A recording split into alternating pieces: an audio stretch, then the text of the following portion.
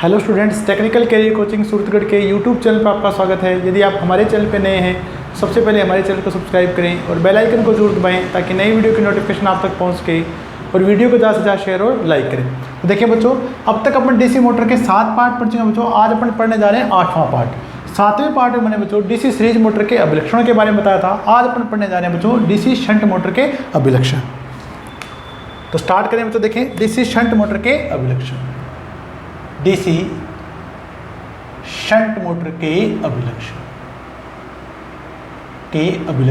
अभिलक्षणों के बारे में मैंने आपको बात की थी बच्चों कि लक्षणों के बारे में बात करेंगे और लक्षणों के आधार पर हम इसके उपयोग का निर्धारण करेंगे कि कहाँ कहाँ इसका उपयोग अपन किया जा सकता है। ठीक है बच्चों। तो डीसी शंट मोटर के बारे में अपन ने पढ़ा था बच्चों। देखें कि अगर अपन शंट मोटर की बात करते हैं बच्चों, सबसे पहले तो आपका जो क्षेत्र कुंडली होगी, जो आपके शंट फील्ड वाइंडिंग होगी बच्चों, वो आर्मेचर के समांतर में संयोजित होगी बच्चों। देखिए आपके आर्मेचर के क्या होगी बच्चों, समांतर में संयोजित होगी। और यहाँ आपके पास आरोपित वोल्टता आपको दी जाएगी बच्चों V। यहाँ बाहर धारा आपके पास IL प्रवाहित होगी, आर्मेचर में आर्मेचर धारा IA प्रवाहित होगी और शंट फील्ड वाइंडिंग में धारा ISH प्रवाहित होगी। अब देखिए बच्चों, शंट फील्ड वाइंडिंग में जो प्रवाहित धारा होगी बच्चों, यहाँ पे ISH बराबर मैंने लिखा था बच्चों V/में RSH, जहाँ की आपके पास RSH आपका शंट फील्ड वाइंडिंग का प्रतिरोध है बच्चों। देखिए अब देखिए बच्चों, shunt field winding shunt motor में सप्लाई वोल्टेज और शंट फील्ड प्रतिरोध का मान क्या रहता है बच्चों, स्थिर रहता है। अब जिसके कारण आपके पास शंट फील्ड धारा भी हमारे पास क्या रहती है बच्चों, स्थिर रहती है। और चुंबकीय फ्लक्स ϕSH समानुपाती होगा बच्चों ISH के। जब आपके पास क्षेत्र कुंडली में धारा का मान स्थिर होगा बच्चों, तो चुंबकीय फ्लक्स का मान भी क्या रहेगा बच्चों, स्थिर है। तो डीसी शंट मोटर के लिए बच्चों देखिए, इसका चुंबकीय फ्लक्स का मान 0 बार से पूर्ण बार तक है, लगभग आपका स्थिर रहता है। ठीक है बच्चों। अब हम बात करें बच्चों, देखें अभिलक्षण के बारे में। पहला मैंने आपको बताया इसका लक्षण कि आपका जो चुंबकीय फ्लक्स है बच्चों डीसी शंट मोटर में 0 बार से पूर्ण बार तक स्थिर रहता है। तो बात करें बच्चों, देखें डीसी शंट मोटर में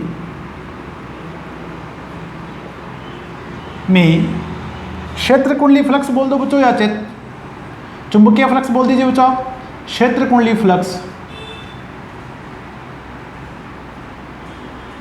क्षेत्र कुंडली फ्लक्स ϕSH स्थिर रहता है।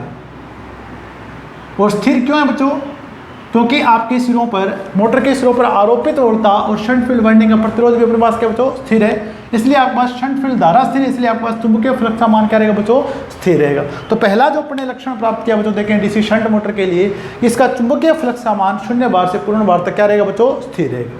अब देखिए बच्चों, हमने कल 3 अभिलक्षण पढ़े थे, वही 3 अभिलक्षण पर इसके पढ़ने जा रहे हैं बच्चों। देखिए तो पहला अभिलक्षण अपने बात की थी बच्चों, टॉर्क व आर्मेचर धारा के बीच में या बाहर धारा के बीच में अपने अभिलक्षण प्राप्त करेंगे बच्चों। देखिए तो पहला अभिलक्षण बता रहा हूं बच्चों। देखिए मैं पहला अभिलक्षण पर पढ़ने जा रहे हैं बच्चों,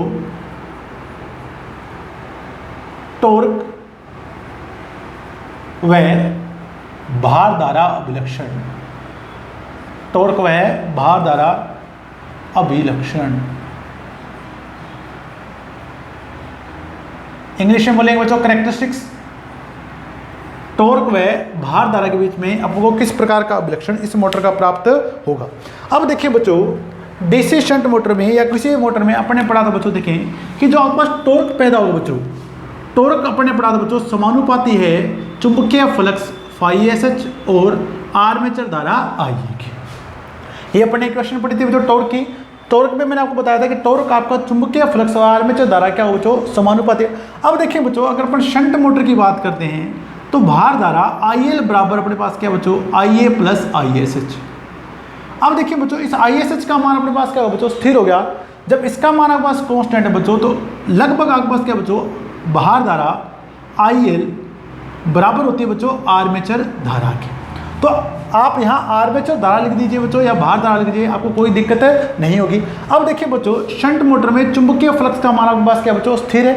तो जो स्थिर होता है उसे अपन हटा सकते हैं बच्चों। तो मैं लिख रहा हूँ बच्चों, देखें डीसी शंट मोटर में चुंबकीय फ्लक्स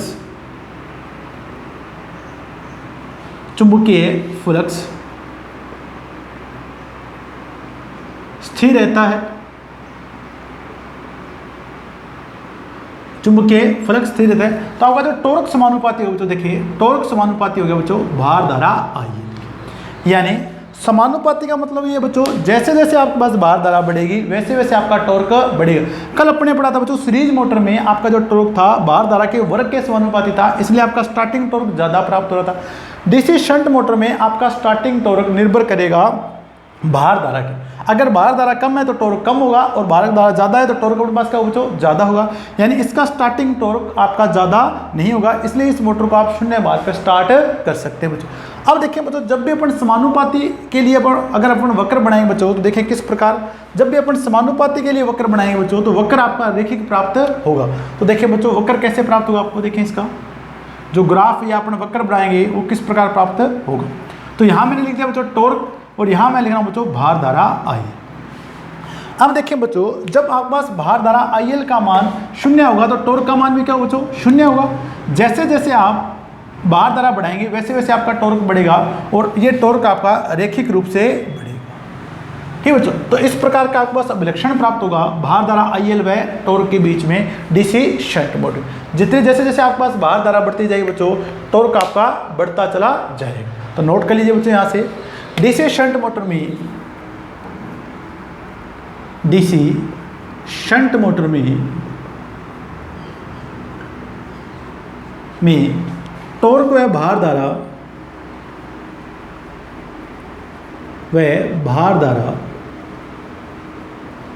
IL के बीच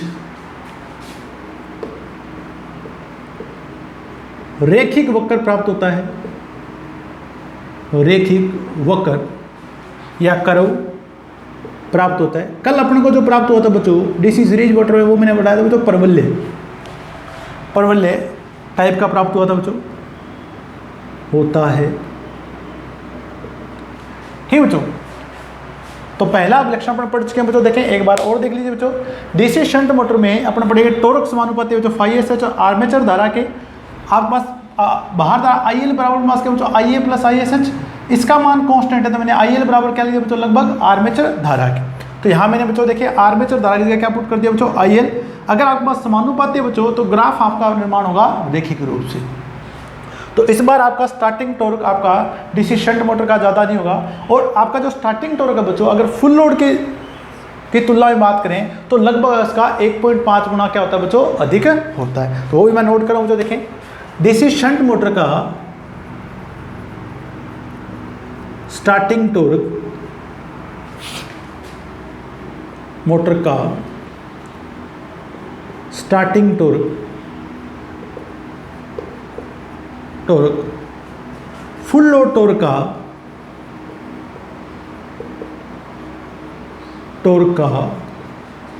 1.5 गुना होता है, 5 गुना होता है। तो स्टार्टिंग के टाइम बच्चों आपकी मोटर धारा अधिक लेती है तो उसके कारण आपका टॉर्क वेव मास का बच्चों 1.5 गुना क्या हो जाएगा बच्चों ज़्यादा हो जाएगा।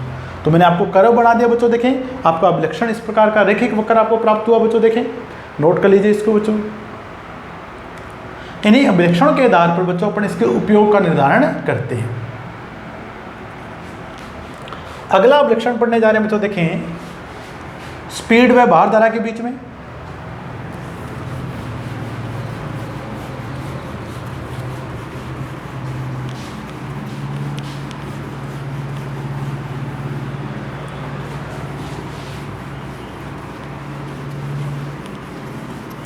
तो अगला अभिलक्षण देखें बच्चों स्पीड व भार धारा के बीच, यानी घूर्णन गति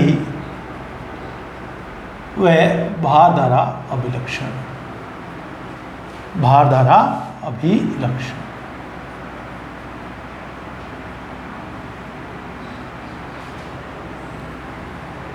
ठीक बच्चों, अब देखिए बच्चों अपने घूर्णन गति के लिए आपके पास संबंध स्थापित है। देखिए बच्चों घूर्णन गति n समानुपाती बच्चों EB के और विलोमानुपाती अपने पास क्या बच्चों चुंबकीय फ्लक्स के। ठीक है बच्चों, अब देखिए बच्चों अगर शंट मोटर की बात करें तो शंट मोटर में EB बराबर मैंने आपको इक्वेशन लिखाई थी बच्चों V माइनस IARA। तो EB का मान यहाँ पे लिख सकते हैं बच्चों, तो n समानुपाती होगा बच्चों V माइनस IARA बटा में ϕSH। 5 ISH। अब देखिए बच्चों IA आपका या IL लगभग होगा आपके IA के बराबर बच्चों, तो यहाँ आप IL पुट कर सकते हैं बच्चों आर्मेचर धारा की जगह। तो मैंने लिख दिया बच्चों, देखिए N समानुपाती V माइनस IL RA बटा में 5SH।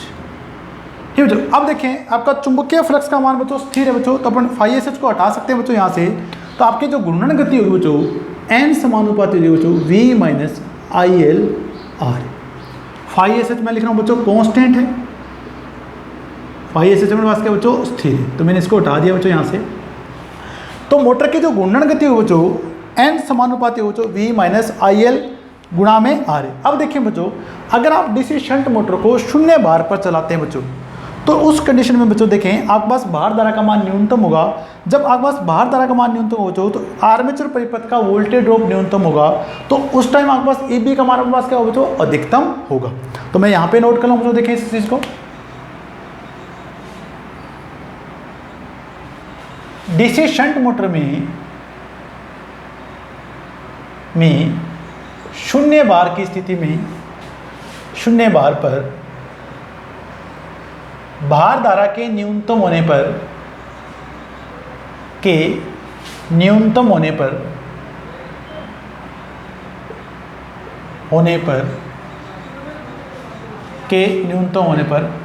आर्मेचर परिपथ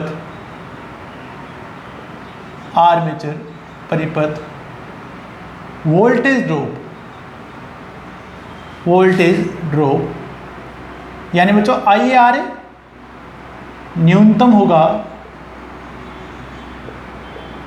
अब देखिए बच्चों अगर आपके पास ये वोल्टेज ड्रॉप न्यूनतम होगा तो V में से कम घटेगा बच्चों, तो EB का मान आपके पास क्या बच्चों अधिकतम होगा। जब EB का मान अधिकतम होगा बच्चों, तो शून्य भार पर आपकी मोटर गति रेटेड गति से थोड़ी अधिक होगी, जिसके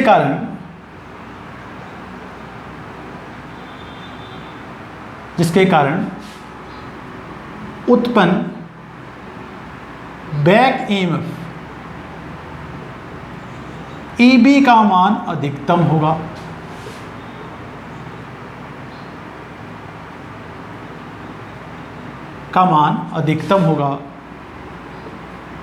वह मोटर की घूर्णन गति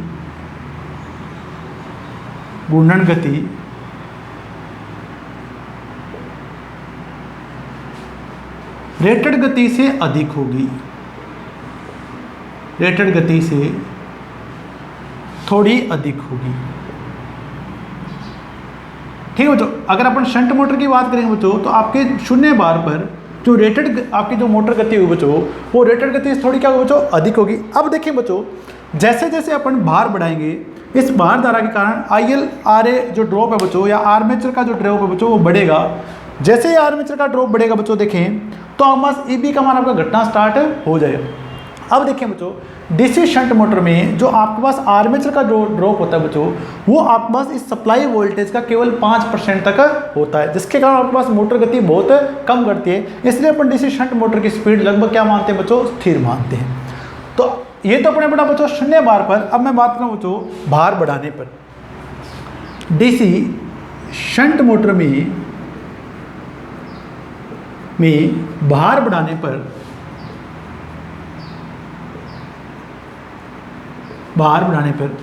आर्मेचर धारा के बढ़ने पर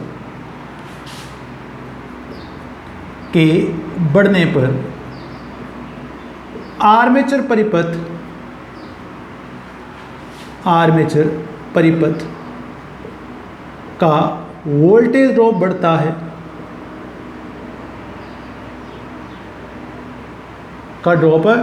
है तथा उत्पन्न वोल्टता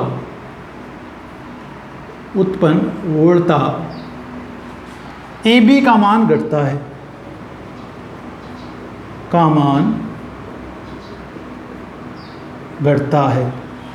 ठीक है बच्चों। अगर आपके शंट मोटर में बच्चों अगर जैसे जैसे आप भार बढ़ाएंगे बच्चों देखें, इस IL का मान बढ़ेगा यानी आर्मेचर धारा का बढ़ेगा, IL का बढ़ेगा तो आर्मेचर धारा का मान भी बढ़ेगा बच्चों।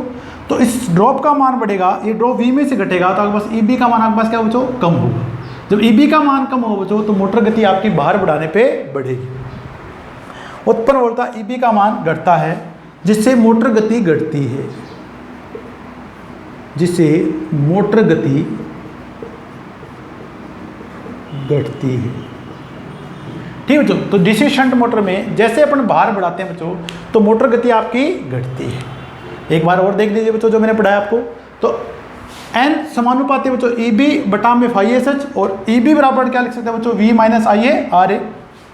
आई एल लगभग बराबर है बच्चों आई ए के, तो मैंने आई ए की जगह पुट कर दिया यहाँ पे आई एल आर ए, या आप आई ए लिख दीजिए कोई दिक्कत है बच्चों, बटा में phi S H, phi S आपके पास स्थिर है बच्चों, तो आपकी घूर्णन गति होगी बच्चों V minus I L R ए।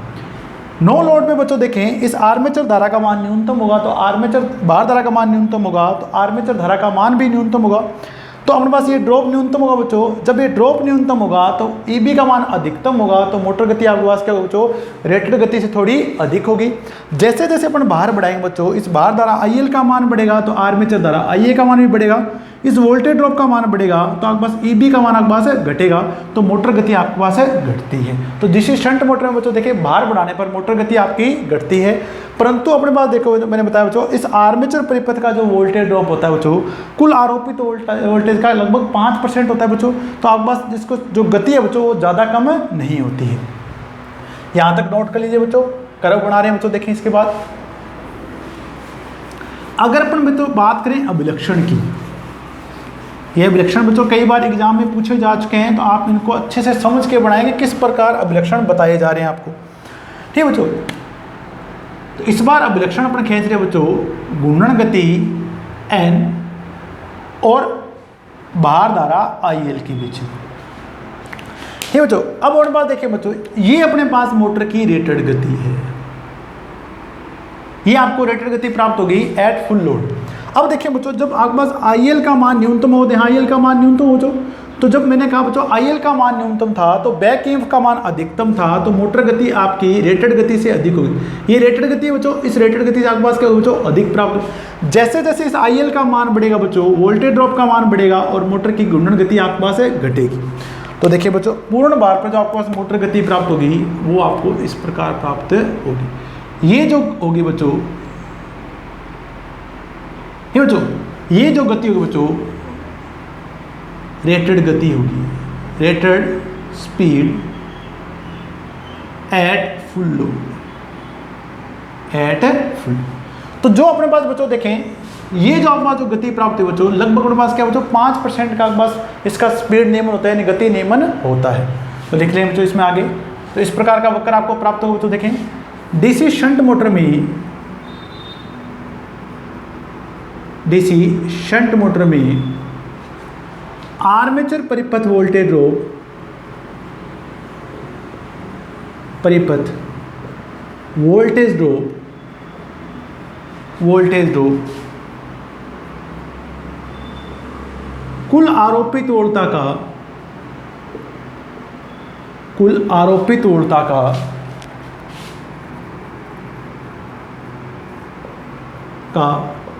5% तक होता है, का 5% तक होता है। तो आपके पास जो रेटेड गति है बच्चों आपके पास आपको पूर्ण भार पर रेटेड गति प्राप्त होगी बच्चों। तो अगर आप अपन कह सकते हैं बच्चों लगभग आपकी जो स्पीड है बच्चों क्या रहती है बच्चों स्थिर रहती है। तो डीसी शंट मोटर की, मोटर की घूर्णन गति, घूर्णन गति लगभग स्थिर रहती है, लगभग स्थिर रहती है। नोट कर लीजिए बच्चों इसके बारे में। आशा करूं आपको अच्छे से समझ में आ रहे हैं बच्चों। कोशिश करें समझने की, इनको अच्छे से पूछे जाते हैं यहाँ से क्वेश्चन, जो कि हर स्टूडेंट नहीं कर पाता है बच्चों ऐसे क्वेश्चन। तो सेकंड करो अपने खींचा बच्चों स्पीड व भार धारा के बीच में। अगर आपके पास भार धारा बढ़ी तो मोटर गति आपके पास बढ़ी, परंतु फुल लोड धारा पर आपकी जो गति है बच्चों वो आपको रेटेड गति प्राप्त होगी। और डीसी शंट मोटर के लिए इसकी जो स्पीड है बच्चों वो लगभग क्या रहती है बच्चों स्थिर रहती है। तो वहाँ प्रयोग करेंगे जहाँ आपको मोटर गति आपको क्या चाहिए बच्चों स्थिर रहनी चाहिए। नोट कर लीजिए बच्चों।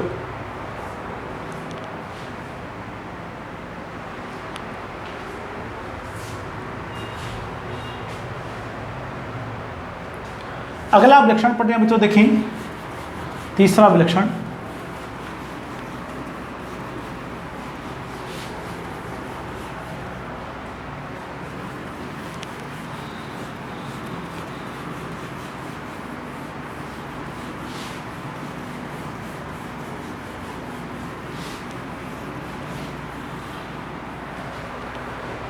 तीसरा अभिलक्षण पढ़ेंगे बच्चों, देखें अपन स्पीड व टॉर्क के बीच में, स्पीड व टॉर्क अभिलक्षण, स्पीड व टॉर्क अभिलक्षण, स्पीड व टॉर्क अभिलक्षण। ठीक है बच्चों, तो देखें बच्चों डीसी शंट मोटर में अभी अपने पता क्या बच्चों, देखें घूर्णन गति n बराबर अपने क्या लिखा बच्चों, समानुपाती है EB बटा में फाई एस एच।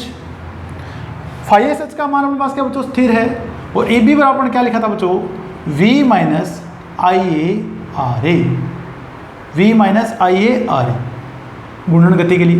दूसरी ओर देखिए बच्चों फ्लक्स टॉर्क के लिए अपने क्या लिखा था, T समानुपाती होता है बच्चों फाई एस एच गुणा में IA। फाई एस एच का मान हमारे पास क्या बच्चों, स्थिर है, तो टॉर्क आपके पास समानुपाती हो जाएगा बच्चों आर्मेचर धारा IA के लिख दें बच्चों, या बाहर धारा IA के लिए, एक ही बात है। अब देखिए बच्चों अगर अपन नो लोड की बात करें, स्टार्टिंग की बात करें बच्चों, जब आपकी मोटर नो लोड पे होगी बच्चों, तो उस केस में आपके पास आर्मेचर धारा का मान न्यूनतम होगा बच्चों, तो टॉर्क का मान हमारे पास क्या बच्चों, न्यूनतम होगा। तो मैंने नोट करा बच्चों, देखें एट नो लोड आर्मेचर धारा के न्यूनतम होने पर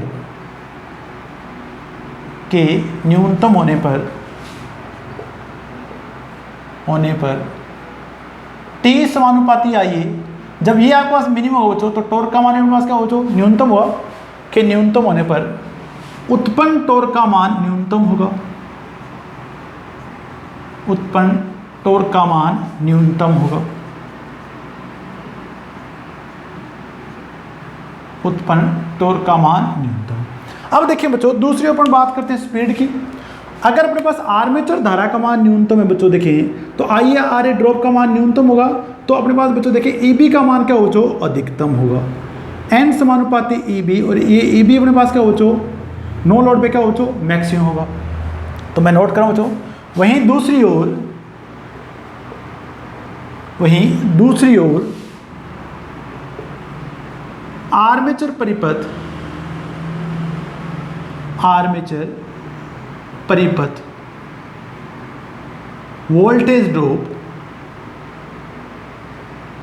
वोल्टेज ड्रॉप IA के न्यूनतम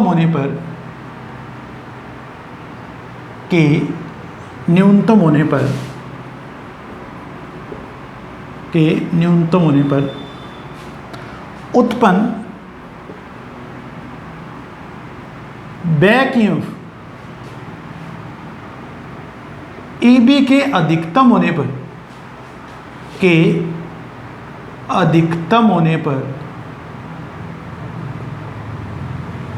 पर मोटर गति अधिकतम होगी।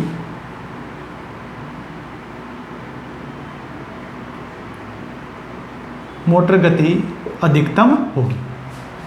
तो अपन बात करें बच्चों नो लोड पे, जब नो लोड पे बस आर्मेचर धारा IA के कारण टॉर्क न्यूनतम होगा, परंतु उस कंडीशन में बस मोटर गति अपने पास क्या होगा बच्चों, अधिकतम हो। तो दूसरा अपने पास जस्ट अपने पास क्या बच्चों, विलोमानुपाती होगा। जब टॉर्क न्यूनतम है तो मोटर गति अपने पास क्या हो बच्चों, अधिकतम। अब देखिए बच्चों जैसे जैसे अपन टॉर्क बढ़ाएंगे, आपके पास आर्मेचर धारा का मान बढ़ेगा, टॉर्क का मान आपके पास बढ़ेगा बच्चों, और जब अपन आर्मेचर धारा का मान बढ़ेगा बच्चों तो इसका मान बढ़ेगा, तो EB का मान आपके पास क्या बच्चों, घटेगा। जब आपके पास EB का मान घटेगा बच्चों तो घूर्णन गति आपके पास घटेगी। ठीक है बच्चों, तो मैं नेक्स्ट में लिख रहा हूँ बच्चों, भार बढ़ाने पर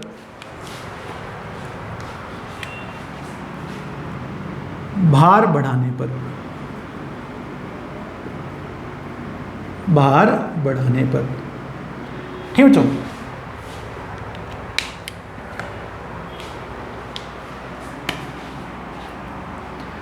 डीसी शंट मोटर में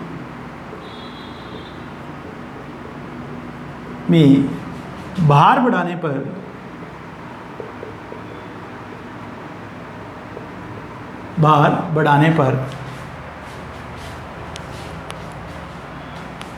आर्मेचर धारा के बढ़ने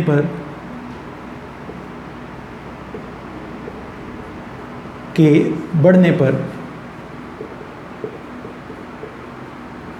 उत्पन्न टॉर्क का मान उत्पन्न टॉर्क का मान बढ़ता है, उत्पन्न टॉर्क का मान बढ़ता है। वहीं दूसरी ओर आर्मेचर परिपथ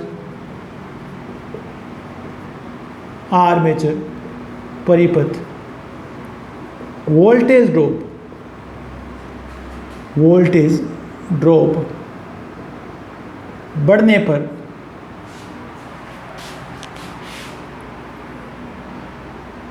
मोटर गति बढ़ने पर उत्पन्न बैक ईएमएफ EB के घटने पर मोटर गति घटती है,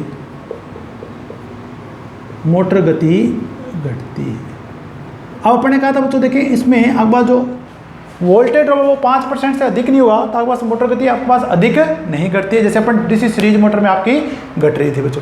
तो एक बार और समझे बच्चों, देखिए अगर आपने नो लोड की बात करेंगे तो टॉर्क आपके पास आर्मेचर द्वारा न्यूनतम होगी तो टॉर्क भी अपने पास न्यूनतम होगा, परंतु उस केस में आपके पास IRA भी न्यूनतम होगा तो EB का मान अधिकतम होगा तो मोटर गति आपके पास क्या बच्चों अधिकतम होगी।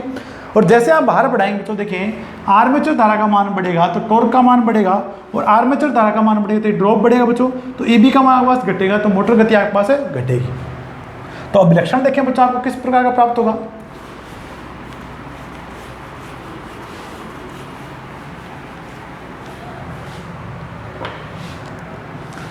ठीक बच्चों, तो अभिलक्षण की बात करेंगे। अभिलक्षण खींचने बच्चों स्पीड व टॉर्क के बीच में, तो मैं यहाँ n लिख रहा हूँ बच्चों, स्पीड को अपन n से लिखते हैं, n व टॉर्क के बीच में, टॉर्क को भी t लिख देता हूँ बच्चों।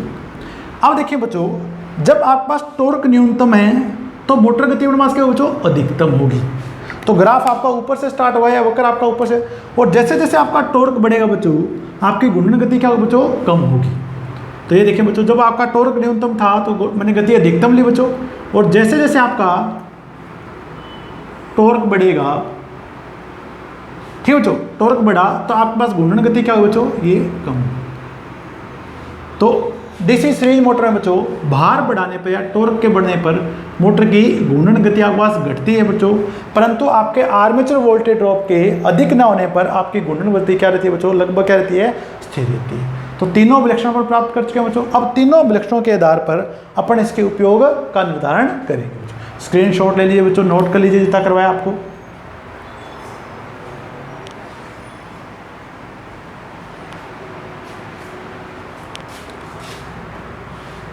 तो इन अभिलक्षणों के आधार पर बात करें बच्चों, देखें उपयोग अपन कहाँ कहाँ किया जा सकता है बच्चों।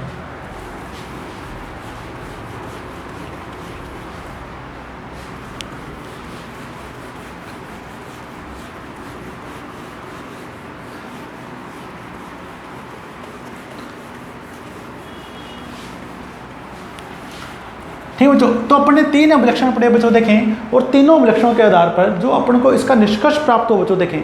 तो पहला तो निष्कर्ष अपने पास प्राप्त हो बच्चों देखें कि टॉर्क समानुपाती होगा आर्मेचर धारा के, यानी अगर आपके पास भार धारा कम है बच्चों तो टॉर्क कम होगा।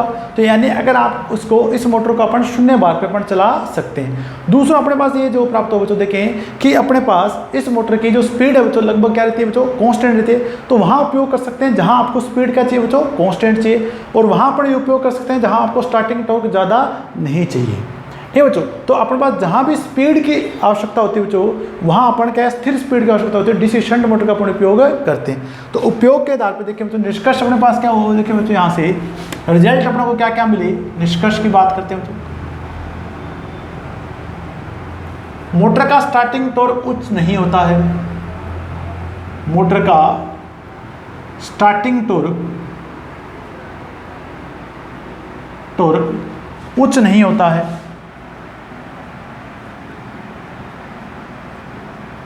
डीसी सीरीज मोटर का स्टार्टिंग टॉर्क अपने पास क्या था बच्चों उच्च था, इसका उच्च नहीं होता है, इसलिए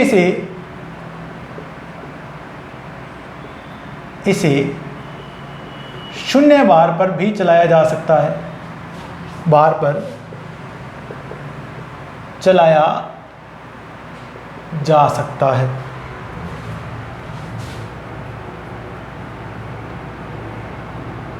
शून्य बार पर चलाया जा सकता है। ठीक है बच्चों, दूसरा देखिए बच्चों, मोटर की घूर्णन गति, मोटर की घूर्णन गति लगभग स्थिर रहती है पूर्ण बार, शून्य बार से पूर्ण बार तक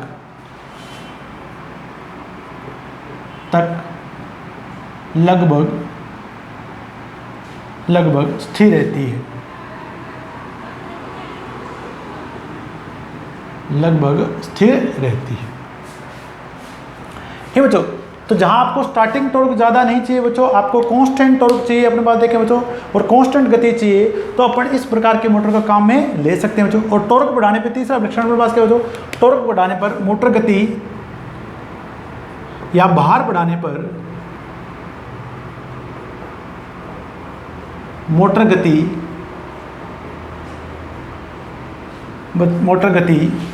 बहुत कम घटती है, बहुत कम घटती है। तो जहां भी आपको स्थिर स्पीड चाहिए बच्चों, स्टार्टिंग टॉर्क कम चाहिए, वहां आप इस प्रकार की मोटर का उपयोग कर सकते हैं। अब अपन बात करें बच्चों, यहाँ उपयोग कहाँ करेंगे बच्चों, तो नेक्स्ट अपन बात करें बच्चों डीसी शंट मोटर के उपयोग। नोट कर लीजिए बच्चों आप, इसके जो आपको बस मेन अभिलक्षण आपको प्राप्त हुए, जो अपन ने रिजल्ट निकाला, जो निष्कर्ष निकाला बच्चों यहाँ से,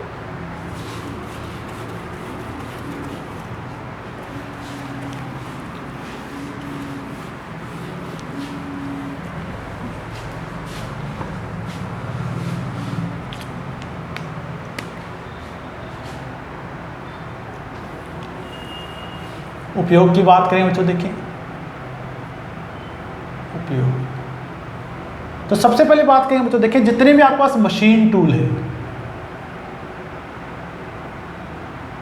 मशीन टूल, देखिए बच्चों मशीन टूल का मतलब है देखो बच्चों, जिनसे अपन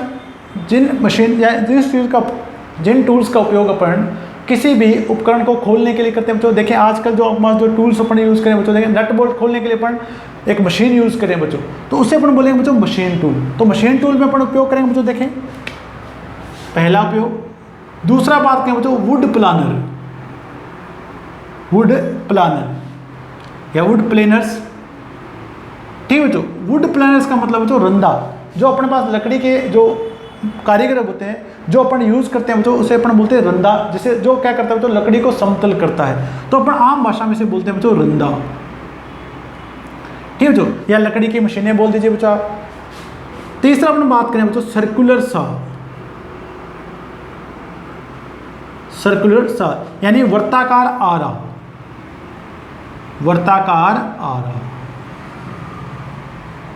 ठीक है बच्चों। उसके बाद देखिए बच्चों अपन ग्राइंडर में इसका उपयोग कर सकते हैं बच्चों, ग्राइंडर में इसको काम में ले सकते हैं बच्चों। उसके बाद बात करें बच्चों पॉलिशर में, यानी अगर आप पेंट को या पॉलिश करना चाहते हैं बच्चों, तो उसमें आपके पास कांस्टेंट गति के लिए, यानी एक कोट इधर से जाए एक उधर जाए, तो आप पॉलिशर के रूप में इसका उपयोग कर सकते हैं बच्चों, देखें। उसके बाद बात करें बच्चों प्रिंटिंग प्रेस में, जितनी भी आपके पास अखबार छपाई की मशीनें हैं, प्रिंटिंग प्रेसेस, ठीक है बच्चों, अखबार छापने की मशीनें बच्चों, या आपके पास अलग छपाई की मशीनें हैं, वहाँ अपन इसमें काम में ले सकते हैं। उसके बाद बात करें बच्चों, देखिए ब्लोवर में, ठीक है बच्चों, ब्लोवर में अपन काम में ले सकते हैं बच्चों। और लास्ट अपने पास है बच्चों मोटर जनरेटर सेट, जिसे आप MG सेट बोलते हैं शॉर्ट में। तो जहां भी आपके पास कांस्टेंट स्पीड चाहिए बच्चों, आप यूज करेंगे शंट मोटर को। तो पहले मैंने बताया बच्चों मशीन टूल, फिर बताया मैंने बच्चों वुड प्लानर, यानी आपके पास रंदा होगा बच्चों, सर्कुलर सा वर्ताकार आ रहा होगा बच्चों, ग्राइंडर अपन यूज करते हैं मिक्सी वगैरह में जैसे, ठीक है, मिक्सिंग करने के लिए। पॉलिशर, किसी भी चीज़ को पॉलिश करने के लिए बच्चों। प्रिंटिंग प्रेसेस, अखबार की छपाई की मशीनें, देखिए ब्लोवर और मोटर जनरेटर सेट। तो यहाँ अपन इसका उपयोग कर सकते हैं बच्चों। पार्ट 9 में बच्चों अपन बात करेंगे कम्युलेटिव कंपाउंड मोटर और डिफरेंशियल कंपाउंड मोटर के अभिलक्षणों के बारे में। ठीक है बच्चों, एक और सूचना बच्चों आपके लिए महत्वपूर्ण, यानी जिस प्रकार बच्चों अपने 24/5/2020 को सेल व बैटरी का ऑनलाइन टेस्ट लिया था बच्चों, का ऑनलाइन टेस्ट लिया था।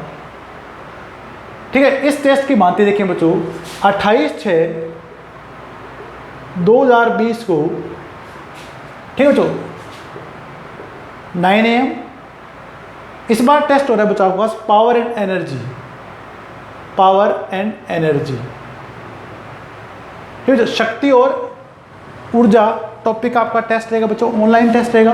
पिछली बार की भांति आपके पास प्राइज मनी रहेगी बच्चों इस टेस्ट में भी, ठीक है बच्चों। तो मेरा आपसे अनुरोध है बच्चों कि आप ज़्यादा से ज़्यादा ये पावर एंड एनर्जी जो टॉपिक मैंने कराया बच्चों उसके बारे में पढ़ें और क्वेश्चन आप सोल्व करके प्राइज मनी जीतने का प्रयास करें बच्चों, ठीक है बच्चों। तो 28/6/2020 को पावर एंड एनर्जी टॉपिक पर अपन टेस्ट आयोजित करेंगे बच्चों, देखें, ठीक है बच्चों। तो आप अच्छे से पढ़ लें बच्चों, और मैं आशा करता हूं बच्चों जो आप रेगुलर पढ़ रहे हैं बच्चों वो आप प्राइज मनी जरूर हासिल करें। आप सभी का बहुत बहुत धन्यवाद।